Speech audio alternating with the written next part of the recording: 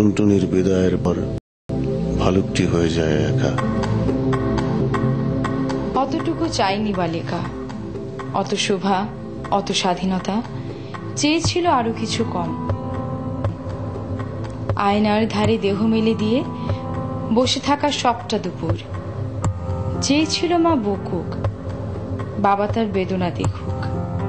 অতটুকু চাইনি বালিকা, অত হৈরোক, অত ভিড়, অত সমাগম, চেয়েছিল আরো কিছু কম।